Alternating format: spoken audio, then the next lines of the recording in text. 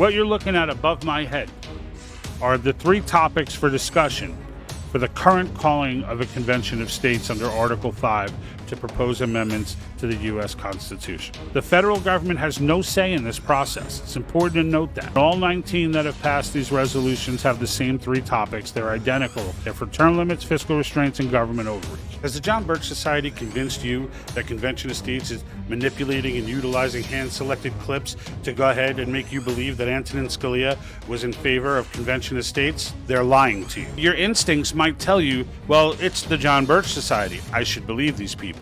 Well, I'm here to tell you, no, you should not. And for whatever their motive is, I don't really care. What I do care about is that what they're saying is no different than what Common Cause is saying. And if you're not familiar with Common Cause, this is a George Soros-funded organization, a large organization that has aligned some 250 other Soros-like organizations, which you may know, like Daily Kos, Media Matters, the list goes on. I studied myself from being opposed initially to being supportive because I saw how significant the framers considered this to rebalance the power between the federal and the state government, and they were very, very committed to balanced political power, not excessive political power. As you, I also came around. I was against the Convention of States, but I have also, after reading and reading and reading, have become convinced that you're absolutely correct. You know, I'm the one up here who's least terrified of a convention. The fact remains that there is a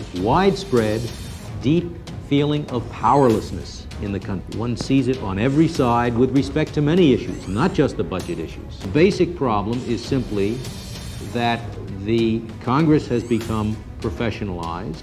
It has an interest much higher than ever existed before in remaining in office. It has a bureaucracy that is serving it. It is much more subject to the power of individualized pressure groups as opposed to the unorganized feelings of the majority of the citizens.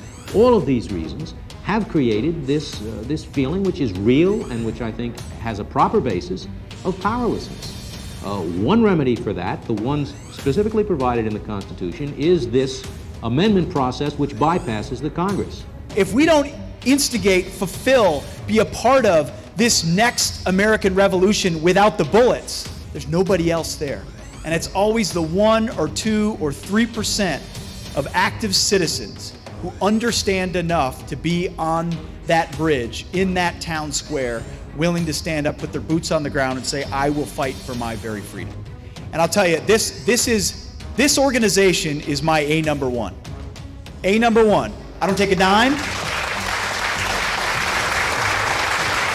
History is not over. We don't get to hit pause. But it's our job to remind everyone else outside of here that just because America is the strongest, the most powerful, the most prosperous today, culturally influential in the world today, does not mean it will be that way tomorrow. You're a big supporter of Convention of States. As you know, I've written about it. I'm a big supporter. And the organization, Mark Meckler and Patty, great organization with millions and millions of active members.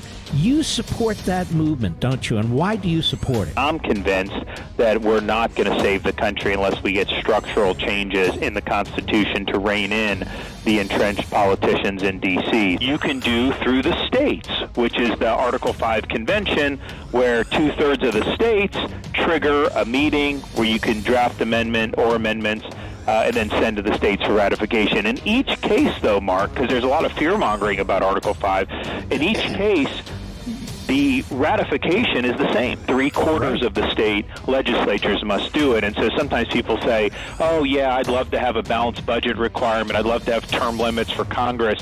But if we did in Article 5, then it would be a, quote, runaway convention, and they could take away the Second Amendment. Just understand, what you're saying is that you would think 3/4 of the states would actually ratify something like that. That would not happen. I think we all know that. The founders set a very high bar for ratification. But I think on these bread and butter things, like term limits, like balanced budget, I think you'd get a lot of support across the country.